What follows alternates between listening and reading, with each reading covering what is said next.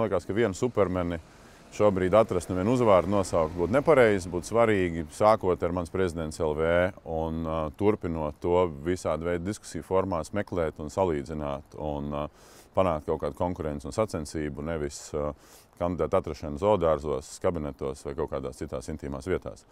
Manuprāt, ir svarīgi saprast tās vēlmes vai tās emocijas, kas droši vien daudziem cilvēkiem ir, sabalansēt ar ļoti praktiskām lietām. Jā, no vienas puses prezidents ir reprezentētājs un simbols un var saukt viņu par iedvesmotāju. No otras puses tas ir praktisks politiskais, lielā mērā starptautiskās politikas darbs, tas ir likumdošanas darbs vai likumdošanas uzraudzības darbs.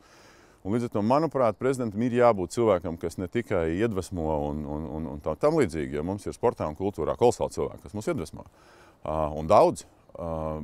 Bet cilvēkam, kam ir politiski tomēr kaut kāda vismaz minimāla pieredze politiskos procesos, likumdošanas procesos un ar to saistītās lietās. Un es domāju, ka būtu ļoti svarīgi pēc piedzīvojuma ar Andri Bērziņu neiekrist otrā grāvī un nemeklēt kolosālu oratoru, aiz kura var būt tik stipra griba vai tik augsti principi, kādas mēs gribētu sagaidīt, patiesībā nemaz neslēpjas.